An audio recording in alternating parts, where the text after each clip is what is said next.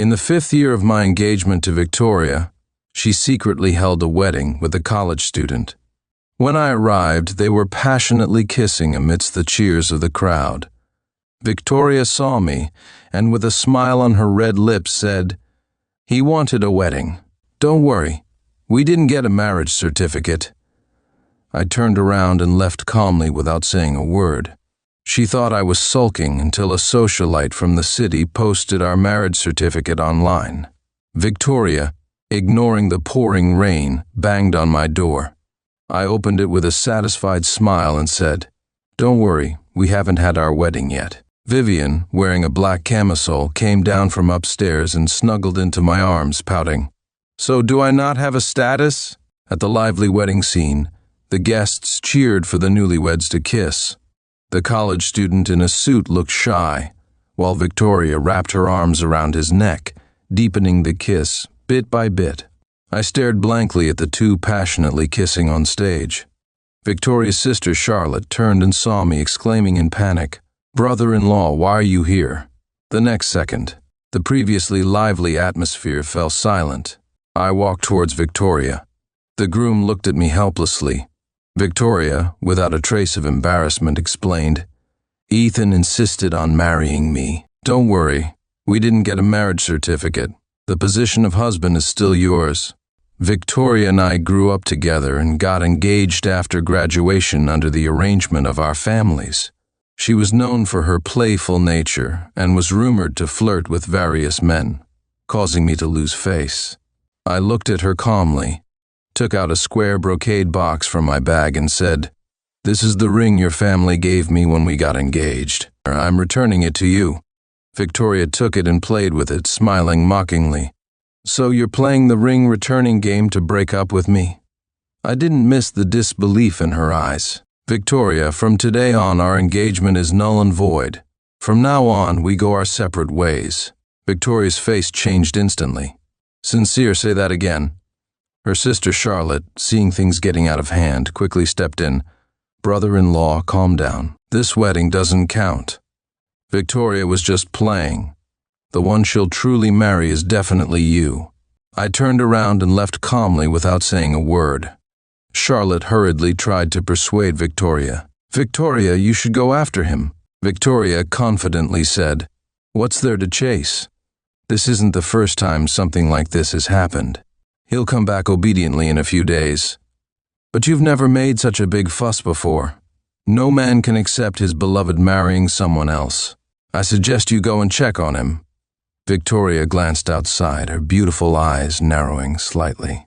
Ethan suddenly tugged at her clothes and said, "Can I see that ring?" Leaving the wedding scene, I called my friend Michael and arranged to meet at a bar for a drink. When he arrived, he saw 2 empty wine bottles and understood.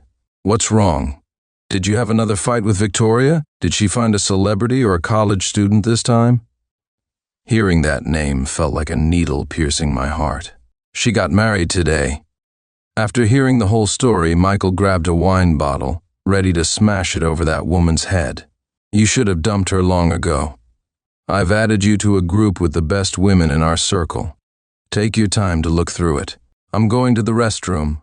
In the hallway, a woman in a dark professional skirt, which seemed out of place here, leaned against the wall, a cigarette between her pale fingers. She looked a bit unapproachable. Sensing my gaze, she frowned and looked over. It was Vivian. What was she doing here? I walked over. "Vivian, can I borrow a cigarette?" She raised an eyebrow. "Didn't you quit smoking after getting together with Victoria? Aren't you afraid she'll find out?" I didn't say anything. She leaned in and said teasingly, "I heard she had a grand wedding with another man today. Did you break up with her?" I took the cigarette and lighter she handed me, skillfully lit it, and exhaled a puff of smoke, smiling faintly. "Vivian, want to come to my place tonight?" Our eyes met, and the meaning was clear between adults. Vivian extinguished her cigarette with a light laugh. I suddenly remembered she wasn't the type to be casual. Just as I was about to explain, she agreed. After unlocking the door with my fingerprint, I pinned her against the door and kissed her deeply. "Vivian, are you a dog? Or bite gently." She frowned slightly. "Can you stop talking? What you need to do now is make me unable to speak." A whole night of madness left my voice hoarse. I made sure she understood the consequences of her actions. It wasn't until morning that it ended. My phone rang. Satisfied, I reached out to find it on the bed. Vivian found the phone and saw it was a video call from Victoria. Her face immediately darkened. She handed me the phone. I answered. Victoria smiled coldly. "Didn't you say we go our separate ways? How come you went to my dad to badmouth Ethan within a day?" "Who went to your dad? Are you crazy? Why are you bothering me so early in the morning?" My hoarse voice caught her attention. "Are you sick?" she asked, puzzled. I laughed. "Guess." Realizing what I meant, she raised her voice. "Where are you? Who are you with?" "Victoria, we have no relationship anymore. Where I am and who I'm with is none of your business." I didn't want to talk to her and hung up the video call. At the bar, Victoria looked upset. Her sister asked, "Sis, did Sincere hang up on you? Is he really determined to break off the engagement?" Her assistant retorted, "Impossible. This is just one of his old tricks to threaten Victoria. If he really wanted to break off the engagement, would he be willing? This is just an act, pretending to be with another woman to make you jealous and come to him first. This trick is so old." Everyone laughed, and Victoria's face finally looked a bit better. The good mood from earlier was ruined by this call, and I frowned in annoyance. Vivian watched and asked, "What's so good about Victoria? She's been playing around before marriage, and after marriage she won't stay loyal to you. She doesn't deserve you." I looked up, puzzled. Vivian picked up the cigarette box from the bedside table, knocked out a cigarette, and handed it to me. Her expression suddenly became serious. "When it comes to alliances, the Vivian family is no less than the Victoria family." "What are you trying to say, Vivian?" She glanced at me. "I know you've been wanting to secure the East Side Development project, but doing it alone isn't easy. If we get married and work together, it would be much easier." I was fully awake now and asked, "With the capabilities of the Vivian family, you can easily get it yourself. Why share it with me?" "Maybe because you were impressive yesterday." She looked up with a teasing expression. I couldn't help but pull at the corners of my mouth. After thinking for a few seconds, I extended my right hand. "Pleasure to work with you." 40 minutes later, Vivian and I walked out of the city hall, holding our marriage certificates, feeling a bit surreal. She suddenly said, "Let's go." "Huh? Are we meeting clients now?" Vivian adjusted her hair and laughed. "What are you thinking?" "We're going on a honeymoon, of course." We put on our diving equipment and immersed ourselves in the blue sea, feeling the mystery and beauty of the ocean, the beautiful coral, and the fish that we could almost touch. Vivian made a gesture, signaling me to follow. As we descended to a certain point, looking up, it was like a sea of stars.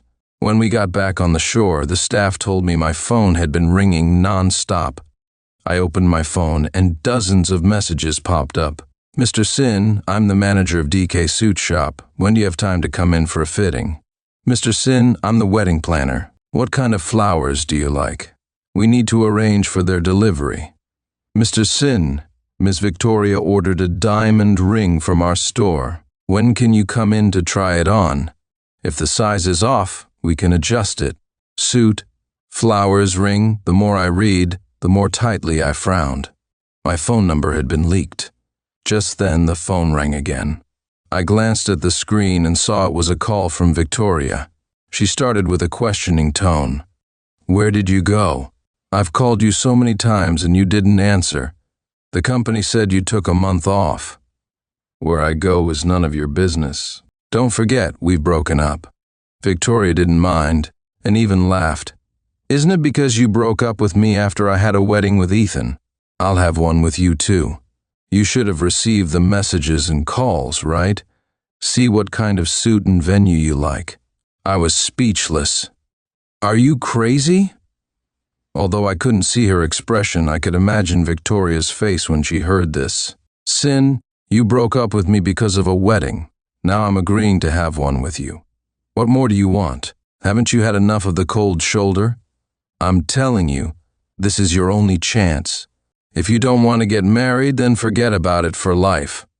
Victoria was always like this. If she gave you a step and you didn't take it, it was always your fault. You lunatic, we've broken up. Stop calling me. Marry whoever you want. Victoria said, fine 3 times in a row. Sin, I gave you a chance. You refused it yourself. Don't regret it. Vivian changed her clothes and asked, Victoria's call? I sighed. She thought I was angry because of a wedding, so she wanted to have one with me. How did I ever fall for this woman? Vivian smiled but didn't respond. For the next month, we visited the mysterious blue ice caves in Iceland, took hot air balloons in Turkey. On the day we returned, Michael asked me out. I looked at the bite marks on my neck from Vivian last night, found a jacket to cover them, and headed out. As soon as he sat down, he gulped down 2 glasses of wine and complained, I'm so pissed.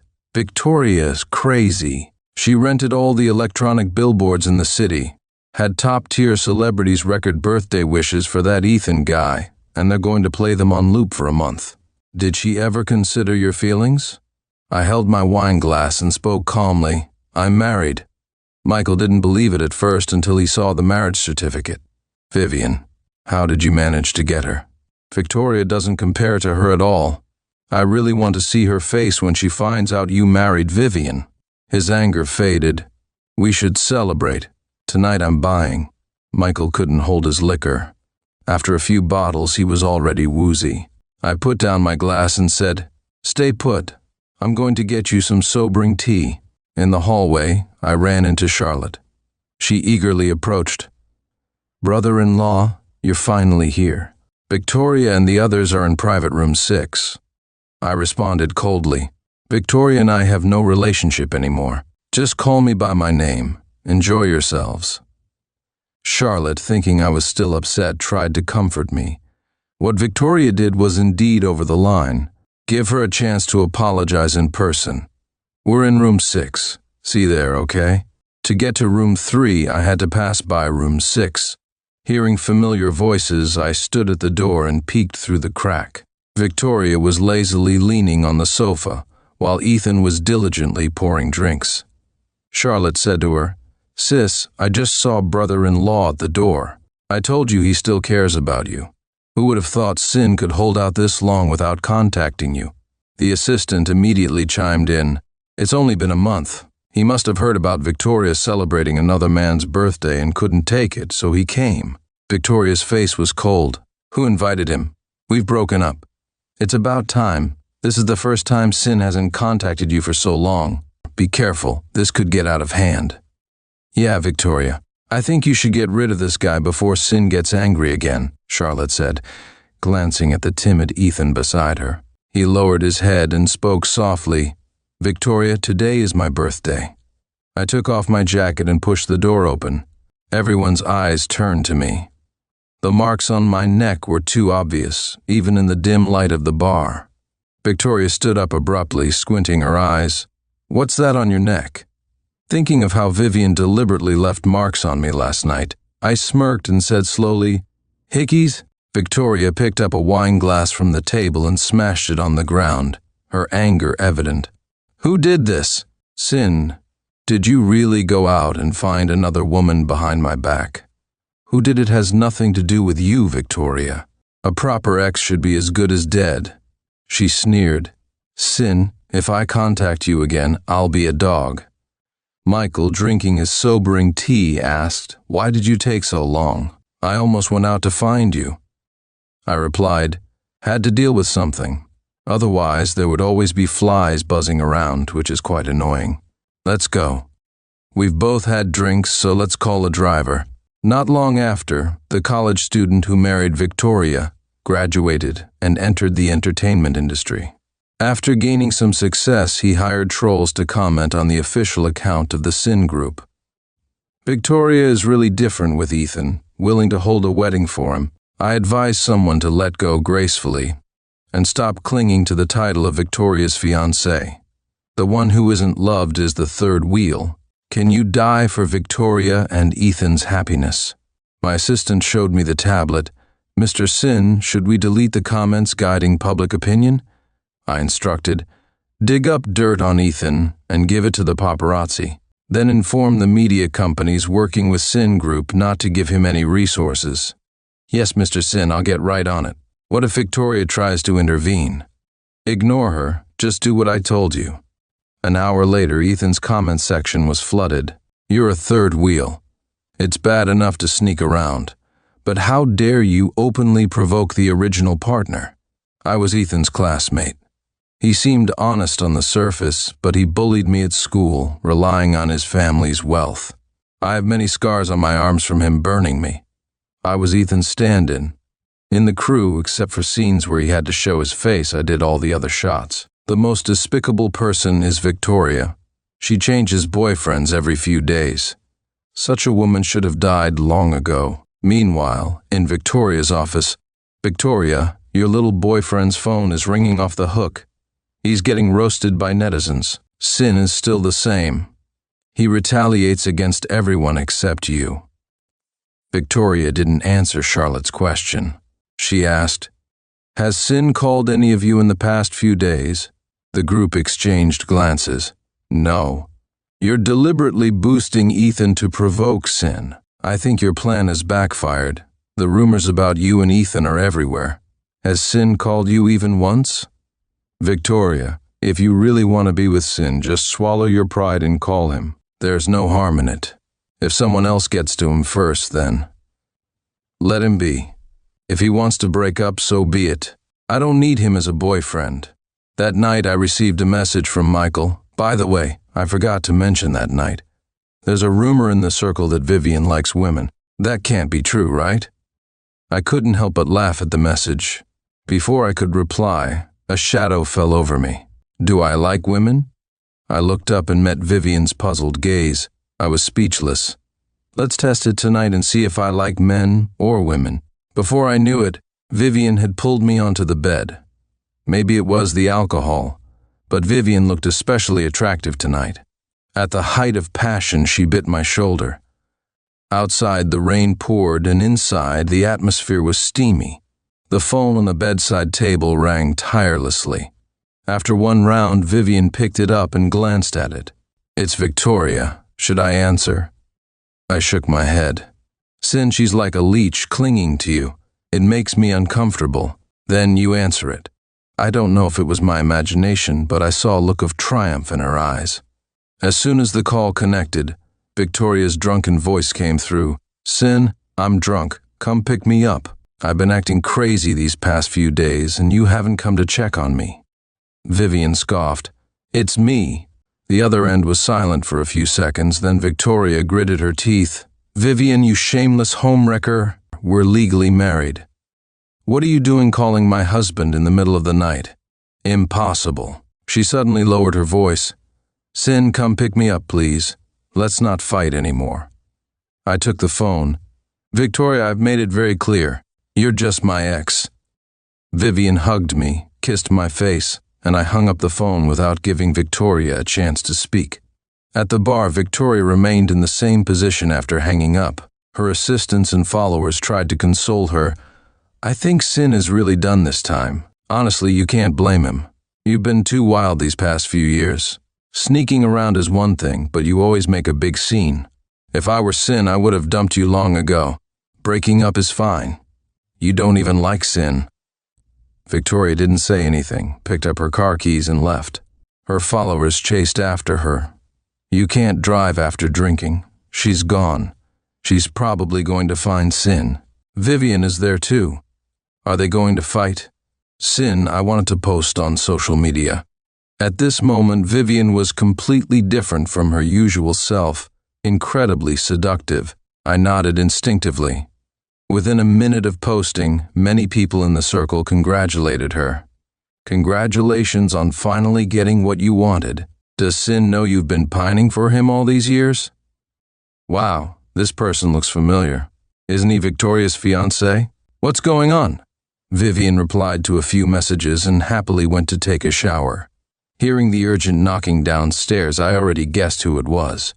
Wrapping a towel around my waist, I grabbed the marriage certificate from the cabinet and went downstairs.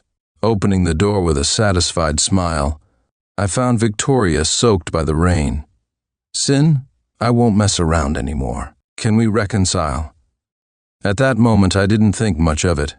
I just considered it a wedding, nothing more. I leaned against the door frame and showed her the marriage certificate. I've registered. All that's left is the wedding. When we do have the wedding, be sure to join us for the celebration. Vivian, wearing a black camisole, came down from upstairs and nestled into my arms. So I don't have any status? Victoria, gritting her teeth, said. I considered you a friend, and you were thinking of Sin all along. Vivian laughed. Do you even know how many ridiculous things you've done? He put up with you for 5 years, and you pushed him away step by step. Standing in the rain, Victoria's eyes were wet. Sin, I'm drunk. Can you take me home? Vivian swore, slammed the door, and pinned me against it. Outside, Victoria was banging on the door. Sin, when are we getting married? I want a proper status. Your engagement was grand, but our wedding will be even better. I kissed her on the lips and agreed. Okay. The next day, I received a call from Charlotte. Victoria crashed into a guardrail last night. The front of the car is totaled, but she's not seriously hurt. She's in the hospital now. Brother-in-law, can you come see her? She won't eat or take her medicine and insists on seeing you. I asked, how many numbers do you have?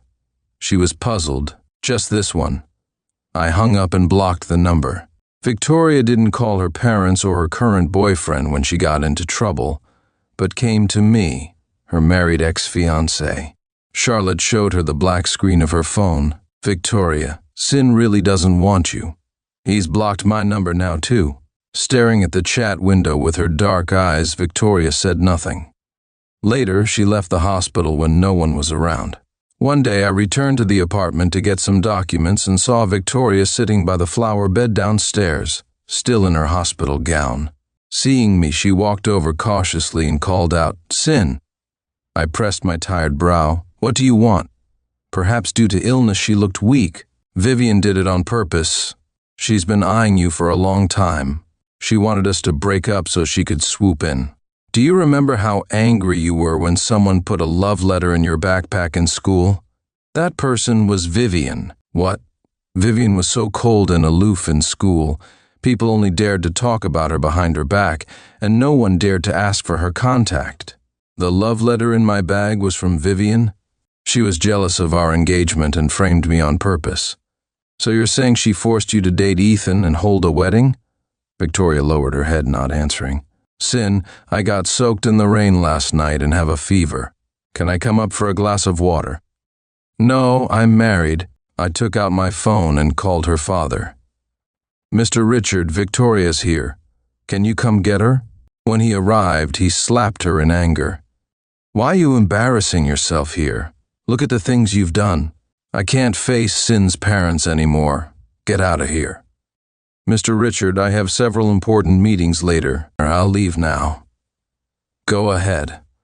I'll take care of her. When I returned later, Victoria was still sitting there. Her thin hospital gown caught the attention of passers-by, but she didn't care, staring at the entrance. Seeing my car, she stood up immediately. Taking a deep breath, I didn't want to deal with her. She blocked my path, holding out the box I had returned. I never thought of giving this ring to anyone else. Please take it back. I smiled, showing her a picture of Ethan wearing the ring. This is him trying it on. Victoria quickly explained, he just wanted to see it. He only tried it on for a moment. Not wanting to waste time, I shook her hand off and went upstairs. When Vivian returned, I saw them arguing from upstairs. Vivian, are you better than me? Do you dare to tell Sin everything you've done? My cheating was because of your schemes. The East Side project was a trap you set for him. Sin, don't be fooled by her. Vivian looked at me nervously. I took her hand and handed Victoria a box of wedding candies. On the 8th of next month, Vivian and I are getting married. You're invited. Back in the room, Vivian was still distracted. For the first time, I saw her like this. She explained, Victoria was right about some things. I knew you wanted the East Side project, so I used it as a pretext to marry you. Her cheating was also a setup by me. I'm not as good as you think. I'm very calculating. I said, I know what kind of person Victoria is. Even without you, she would have cheated eventually after marriage. Vivian was stunned. You don't blame me? I chuckled. Of course not. I married you after careful consideration. Only a naive person thinks only about love. Vivian's tense nerves gradually relaxed.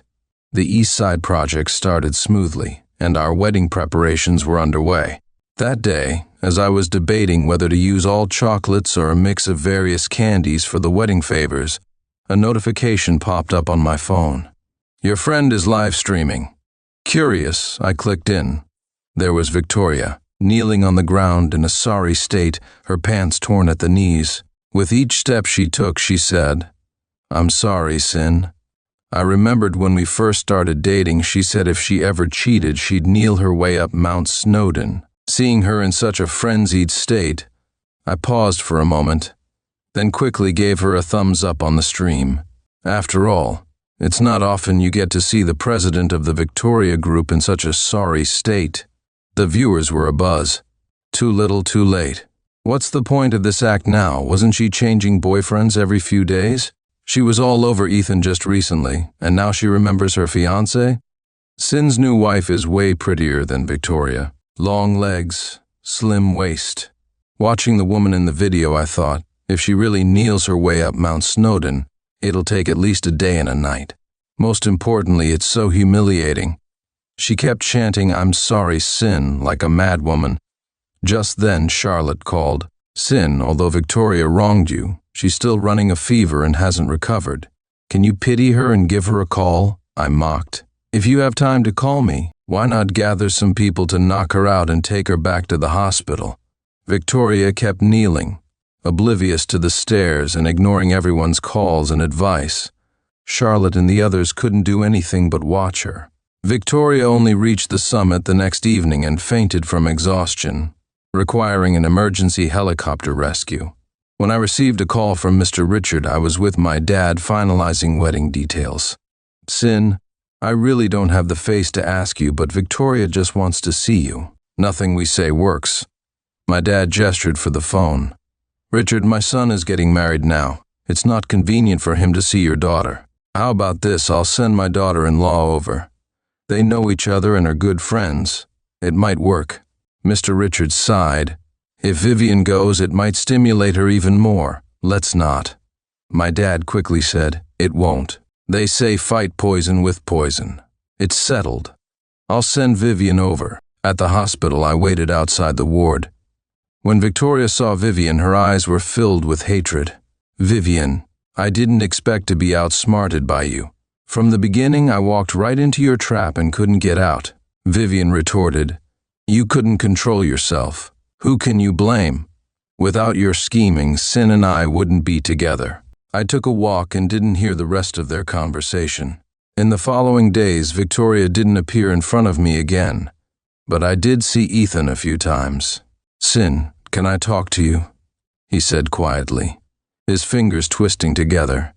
After a long silence, just as I was about to leave, he spoke. "Victoria is pregnant." I took a sip of coffee and responded, "Mr. Ethan, why are you telling me this? The child isn't mine, right?" Ethan was shocked. "Of course the child is mine, but she doesn't want to keep it. Can you talk to her? I'll give up everything. I'll return everything she gave me, as long as she keeps the child." I sneered. "Mr. Ethan, you've got the wrong person. As her ex-fiancé, I have no reason to discuss this with her. And don't pretend in front of me. Do you think I don't know your plan? After she has your child, you still want those small gifts?"